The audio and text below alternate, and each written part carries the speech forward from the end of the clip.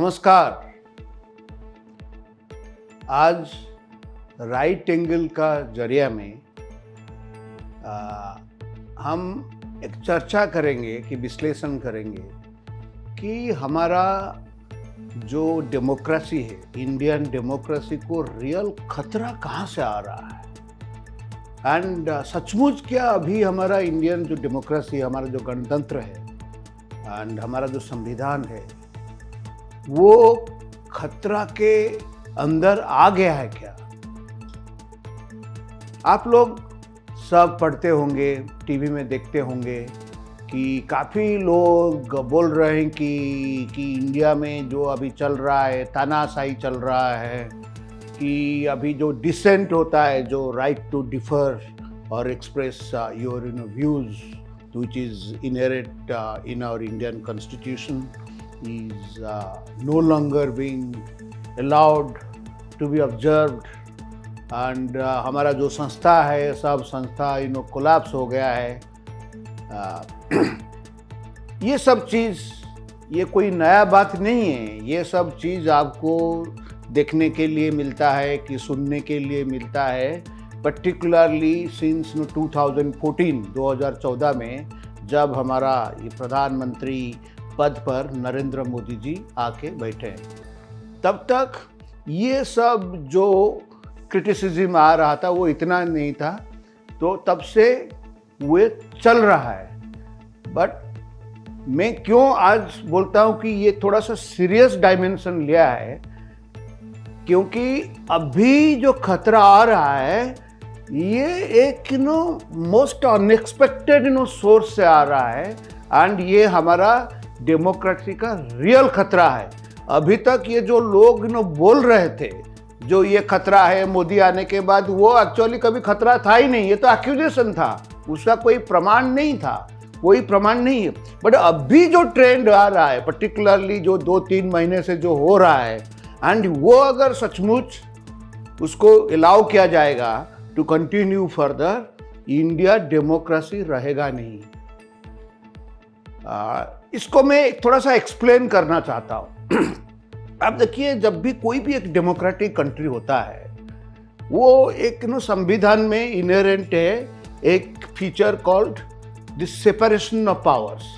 वो separation of powers मतलब executive होता है, जो सरकार होता है, लेजिस्लेचर होता है जो हमारा पार्लियामेंट होता है, जुडिशियरी होता है जो हमारा कोर्ट्स होते हैं। तो वो बोलते हैं कि वो जो 3 जो इंस्टीट्यूशंस है they are very important and उनका प्रॉपर चेक्स एंड बैलेंसेस होता रहता है, सो दैट एक लक्ष्मण रेखा होता है, वो लक्ष्मण रेखा को कोई क्रॉस नहीं करता है। एंड जब तक ये लक्ष्मण रेखा के अंदर ये जो 3 ऑर्गन काम करेंगे, देन डेमोक्रेसी वंचित रहेगा। ये वंचित रहेगा नहीं, मतलब डेमोक्रेसी बचेगा, नहीं तो वंचित रह जाएगा। क्यों? क्योंकि ये जो फीचर पालन नहीं किया जा रहा है, मतलब एक ऑर्गन जब सुपर इम्पोज कर लेगा कि वो बाकी 2 पर भारी पड़ जाएगा, देन रियल ये खतरा हो जाता है। तो ये एक फीचर था एंड ये इंपॉर्टेंट बेसिक फीचर के पर हमारा के इकोसिस्टम था, ब्यूरोक्रेसी थे, हमारा से एकेडेमिया थे, इंटेलिजेंसिया थे, ये सब करके देश हमारा चल रहा था।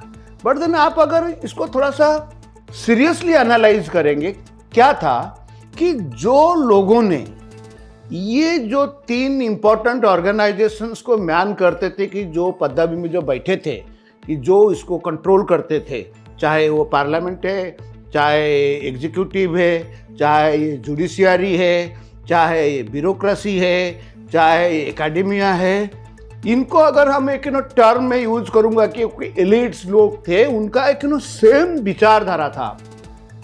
एंड ये बोलते थे कि देखो हम तो सो कॉल्ड लिबरल्स हैं, लेफ्टिस्ट हैं, कि जो भी एक विचारधारा था।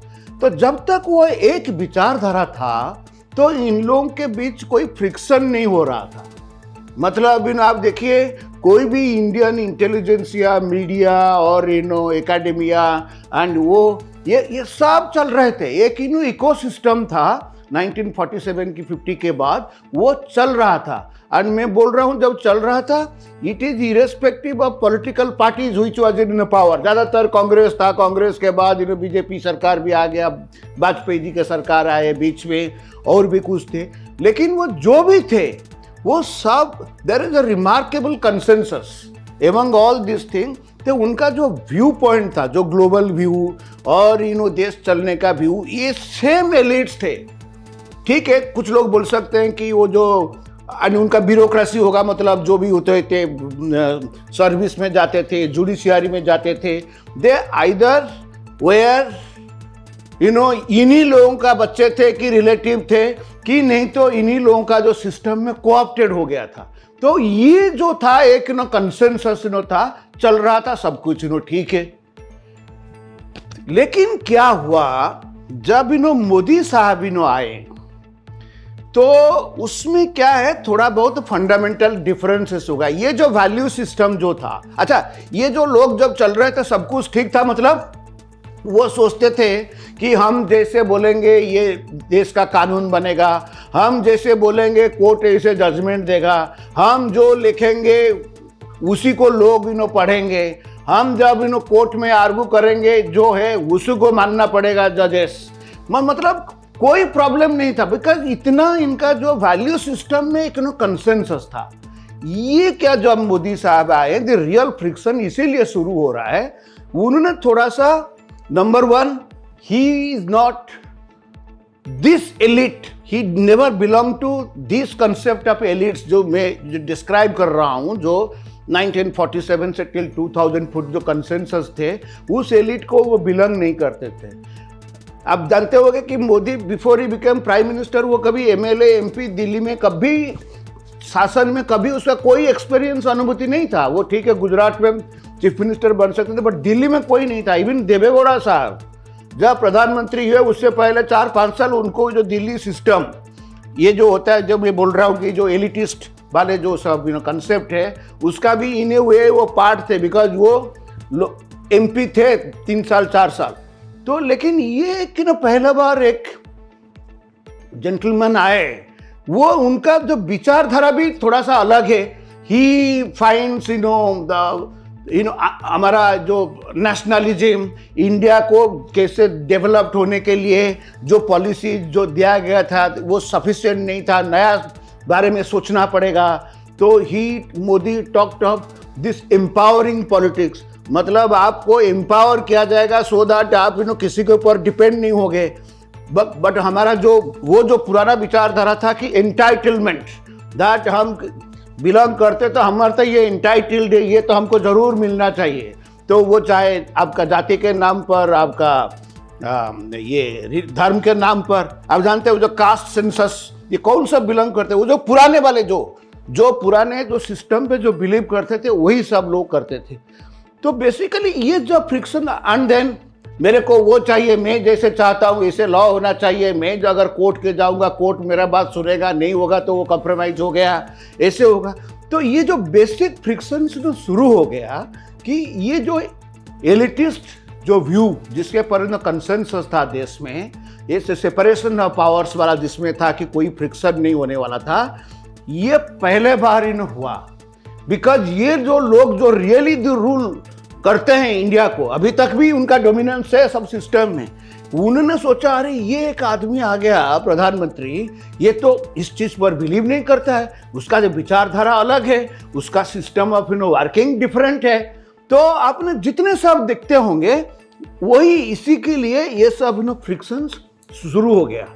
तो आपने देखे होंगे डिसेंट नहीं है, कोर्ट कंप्रोमाइज हो गया, इलेक्शन कमीशन कंप्रोमाइज हो गया, वो हो गया, सब अत्याचार हो रहा है, ये सब these are all nothing but the reflections of this basic conflict as far as the thought system of the erstwhile elites and these people. But इसमें क्या अभी है, अभी मैं बोल रहा हूँ कि ये तो चल रहा, मेरे लिए ये बड़ा स्वाभाविक था, कोई बड़ा खतरा नहीं है। बट अभी जो रियल खतरा आ रहा है, इसके पर मैं ध्यान आपका आकर्षण करूंगा मैं विराम लेने से पहले। ये क्या है मैं बता रहा हूँ ना, द मोस्ट इंपॉर्टेंट थिंग है concept of separation of powers. Executive, legislature and judiciary. तो अभी क्या होता था, ये जब मोदी साहब आ गए, एग्जीक्यूटिव एंड लेजिस्लेचर में जो कोई फर्क नहीं, इनका जो एग्जीक्यूटिव और प्रेसिडेंशियल फॉर्म ऑफ जो स्टाइल है, directly you go to the people, so you do not need the help of academia और in the press, you do not need even the parties as such, because he has got direct people now vote for Modi as a person, not necessarily for the party that he belongs to। तो ये होता है, उसके नाम पर लोग जब जीत के आते हैं एंड उसका मेजोरिटी होता है पार्लियामेंट में एंड वो एग्जीक्यूटिव है, तो वो फ्रिक्शन इज मैनेजेबल, वो कंट्रोल हो जाता है। I am not talking of the opposition in the parties, because opposition parties तो वो विरोध करेंगे ही करेंगे, लेकिन ये कोई स्थिति में नहीं है कि वो रोक देंगे अगर मोदी जो करता है, कि जो मोदी साहब का सरकार जो करता है वो नहीं है। But what about the judiciary, that is the biggest problem. मैं जब बोल रहा था, जब ये जो सिस्टम जो होता था, वो जो एलिट्स होते थे जो करते थे, एंड उनका जो व्यू पॉइंट जो होता है, ग्लोबल व्यू पॉइंट और जो नेशनल व्यू पॉइंट और जो सोशल व्यू पॉइंट, वो तो अभी है, एंड उन्हीं का लोग जुडिशियरी में है, एंड उन्हीं का लोग, हमारा जो जुडिशियरी होते हैं, यू नो दैट ये थे कि यूनिक सिस्टम है, ये सारा दुनिया में कहाँ नहीं है। यहाँ जजेस अपने जजेस को अपॉइंट करते हैं, ये दुनिया में और कहाँ नहीं है, उसका एग्जीक्यूटिव का कोई रोल नहीं है, लेकिन उनका विचारधारा वही पुराना विचारधारा है, उनका वही वेस्टर्न सिस्टम कल्चर वाला जो डोमिनेटेड वाला जो विचारधारा, उनका जो शिक्षा है, उनका जो ट्रेनिंग है, दे आर डूइंग।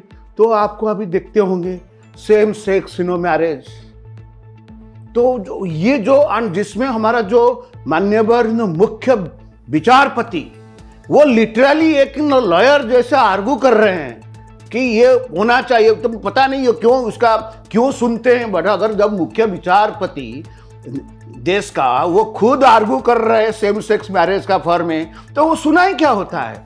तो जब इसने जब गवर्नमेंट ने बोला कि जो लॉ करना है, जो सेपरेशन ऑफ पावर्स जो होता है, वो लॉ लेजिस्लेचर करता है। सपोज इतना बड़ा इंपॉर्टेंट इशू है सेम सेक्स मैरिज पर, हमारा सोशल रियलिटी क्या है, हमारा इसका क्या क्या प्रॉब्लम्स हो सकता है, तो यू कैनॉट जैसे विचारपति बोले कि अरे ये जो बोलते हैं कि अर्बन फिनोमिनन क्या है, क्या गारंटी है, क्या प्रूफ है कि ये जो लोग बहुत कम है। मेरा क्वेश्चन है, कोई पूछता नहीं है हमारा मुख्य विचारपति जी को। वो जो बोल रहे हैं कि इंडिया का सब लोग चाहते हैं कि सेम सेक्स मैरिज को अप्रूव कर दें, उनके पास कितना डाटा स्टैटिस्टिक्स है ये भी किसी को पता नहीं है। बट द बात यह है कि जो बेसिक क्वेश्चन यह है, लॉ जो करना है, जो कॉन्स्टिट्यूशन डेमोक्रेसी में ये काम होता है पार्लियामेंट का। ये जो हमारा जो जुडिशियरी क्या है, आपने देखते होंगे कि वो एग्जीक्यूटिव का काफी पावर्स ऑलरेडी इन्होंने असर्व कर चुके हैं। आपने देखे होंगे आजकल लोग PIL के थ्रू चले जाते हैं, जुडिशियरी के बाद सुप्रीम कोर्ट डिसाइड करता है किस चीज किस रेट में बेचेगा, ये सरकार किसको क्या देगा। ये बहुत सब इंस्टेंसेस है जो एग्जीक्यूटिव पावर के अंदर आता है, एंड ये ऑलरेडी असर्व कर चुके हैं। इवन चलता है, काफी लोग चले जाते हैं। बेटा अभी क्या है, ये जो लेजिस्लेटिव जो पावर है, पार्लियामेंट को जो लॉ करना जो अधिकार है, कि जो इसका राइट है, ये भी हमारा जो judiciary and the elites occupying this judiciary and Manning this judiciary, because उनका वैल्यू सिस्टम दैट आई से is the same, that has not changed. तो अगर वो उसको असर करना चाहते हैं, जो पार्लियामेंट को वो मानते नहीं, बोलते कि अभी हम लॉ करेंगे, तैयार करेंगे, डिसाइड करेंगे। आपने देखोगे पिछले हफ्ते में उन्होंने एक ऑलरेडी सुप्रीम कोर्ट ने डिसीजन लिया था कि इलेक्शन कमिश्नर का मेंबर सब कैसे बनेंगे, वो भी पार्लियामेंट को लॉ करना था, लॉ नहीं हुआ। बट देन ये तो शुरू से चल रहा है 1950 से, but all of a sudden Supreme Court found out that is no wrong, so you better pass the laws, until you pass these laws this should be the model।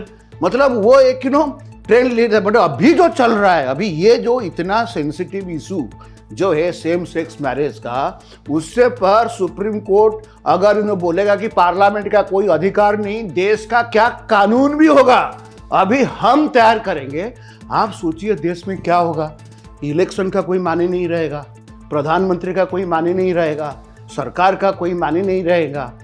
Any opposition parties जो belong करता है the same school of thought को, वो सीधा चला जाएगा supreme court के पास, and जानता है कि सुप्रीम कोर्ट को जो मैन करते हैं हमारा विचारधारा सब एक है, तो सुप्रीम कोर्ट बोलेगा कोई कम नहीं, मारिए गोली भाई पार्लियामेंट को, मारिए गोली एग्जीक्यूटिव को, हम डिसाइड करेंगे ना क्या होने वाला है। अगर ये होता है, हो रहा है और ये होने वाला है, आप लोग खुद सोचिए इंडिया का डेमोक्रेसी कहाँ जाएगा। ये सुरक्षित है कि खतरे में है? ये प्रश्न आप लोगों को सामने मैं रेज करता हूं, उत्तर आपने सोचिए, अगले बार मिलेंगे। धन्यवाद, नमस्कार।